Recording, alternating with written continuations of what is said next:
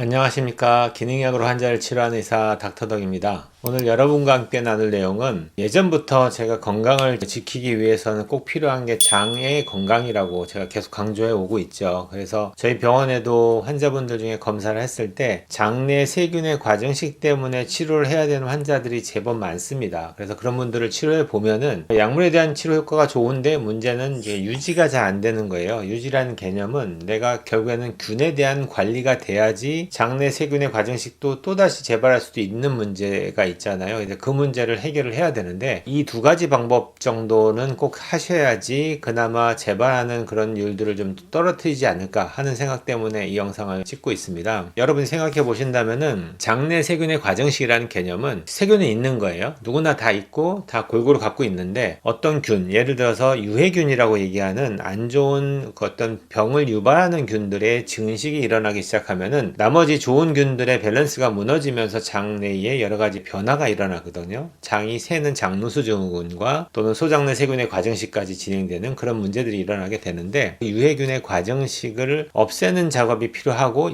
또는 생기지 않게 하는 노력이 필요할 것 같은데 그 노력을 하는 데서 이 두 가지가 꼭 필수적입니다. 첫 번째는요.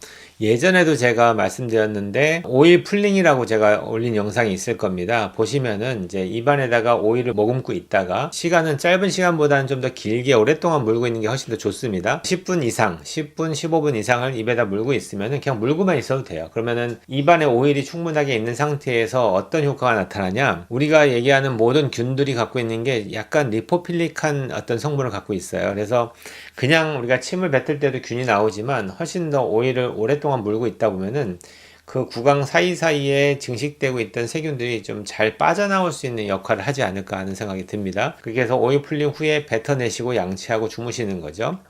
그러니까 잘 때도 증식이 일어나기 때문에 아침에 일어나셔서도 한 번 더 하면 좋아요. 그래서 저는 환자들한테 자기 전에 한번 하시고 아침에 일어나서도 한번 하세요. 이렇게 얘기합니다. 아침에 일어나자마자 보통 양치하잖아요. 양치하기 전에 오일 풀링을 먼저 하라고 얘기해요. 저는. 그래서 일어나서 집안일 하기 전에 입에다 오일을 물고 활동하다 보면 침도 나오고 오일이 안에 있으니까 오랫동안 있다 보면 좀 힘들어지죠. 그때쯤 가서 뱉어내시고 양치하는 겁니다. 그렇게 해서 조절하면은 구강 내에서 증식하는 세균을 삼키는 거는 많이 줄어들 것 같다, 이런 의미이죠. 결국에는 우리가 장내 세균이 증식한다는 얘기는 결국엔 다 우리가 먹은 거예요. 우리가 먹어서 들어가서 균이 들어가서 여기서 증식을 하지 뭐 거꾸로 들어가겠습니까? 그것도 불가능하고 또 없던 게 뭐 뿅 하고 생길 수도 없는 거잖아요. 그러니까 결국에는 어딘가에서 들어갔는데 결국에는 입을 통해서 들어가지 어디로 들어가겠어요. 그래서 가장 많은 세균의 증식이 일어나는 곳이 구강이다 보니까 이 구강 위생을 얼마만큼 관리하느냐에 따라서 장내에도 영향을 미칠 것 같다, 이렇게 이해하시면 돼요. 나이 드신 분들 중에서 이빨이 안 좋고 치주 질환 있는 분들이 많잖아요. 그렇기 때문에 이런 분들에게 구강 관리라는 게 결국은 장 관리하고 밀접한 관련이 있다고 이해하시면 돼요. 그러면 이제 거기까지는 됐고, 두 번째, 이것도 많은 분들이 간과하시는데 여러분이 드시는 음식 속에도 균이 있습니다. 그래서 여러분이 요리를 할 때 대부분의 연세 드신 분들이 국이라든지 찌개라든지 걸 끓여 놓을 때 한 번 딱 먹을 만큼 끓이고 그 다음에 또 다음 끼니가 됐을 때 또 끓이고 이런 사람 거의 못 봤어요. 그럼 어떻게 하시냐? 보통은 한참 끓여 놓으시고 냉장 보관하시든지 요즘 같은 날씨는 베란다에 놨다가 그냥 꺼내와서 또는 덜어내서 그 부분을 또 일부 데쳐서 드시고 이렇게 하세요. 그럼 요리를 할 때 보통 처음 요리할 때는 여러 가지 재료가 들어가면서 계속 끓이면서 하잖아요. 그러다 보니까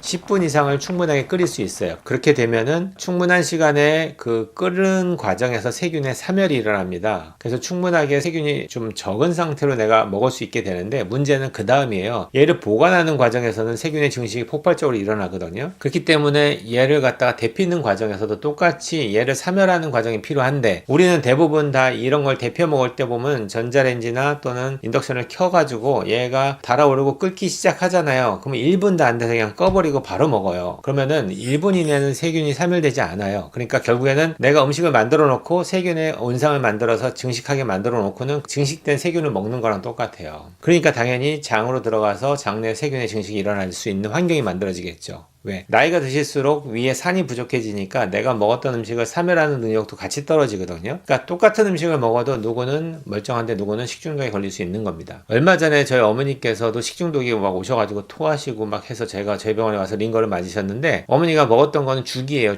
죽이면 우리가 흰쌀죽이니까 뭐 들어갈 게 별로 없잖아요. 근데 그거 갖다가 일주일 내내 끓여놓고는 냉장고에 넣어놨다가 좀 꺼내서 데펴서 드시기만 한 거예요. 근데 그 짧은 기간, 일주일 정도 이내의 기간에서도 세균의 증식이 많이 일어나니까 그거 먹고도 위에서 또 장에서 장염이 일어나는 거죠. 연세 드신 분들이 보통은 그런 문제 때문에 장에 트러블이 많이 일어나는 것 같아요. 그래서 주의사항 첫 번째, 타이머를 준비하시고요. 끓일 때는 얘를 7분 이상, 저는 무조건 7분 이상 끓이라고 얘기하는데 그 이유도 다 있을 거예요. 7분 이상은 끓여야지만 죽는 균도 있기 때문에 7분 이상은 끓이는 걸 권하고 타이머를 해놓는데, 불을 켜자마자의 7분이 아니고요. 끓기 시작하는 시간부터의 7분입니다. 그래서 7분을 해놓고 7분을 끓이면은 물이 막 증발되면서 짜질 거 아니에요. 그러니까 저는 무조건 하기 전에 종이컵 반잔 정도의 물을 집어넣고 끓이기 시작하세요, 이렇게 얘기합니다. 그렇게 해서 7분 이상은 끓이고 증발되는 물 빠져나간 나머지로 이제 먹을 수 있으니까 그렇게 하시고, 두 번째 밑반찬 같은 경우도 만드실 때 너무 오랫동안 두고 먹게끔 만들지 마세요. 일주일 이내에 소진될 수 있게끔 만들어 놓으시고 냉장고에 보관했다가 꺼내서 먹는데, 근데 예를 들어서 고기가 들어있는 밑반찬이다 이러면은 좀 얘기가 달라지는데, 얼마 전에 왔던 분도 돼지 두루치기를 좋아해서 요리를 해서 드신대요. 근데 다 많이 하니까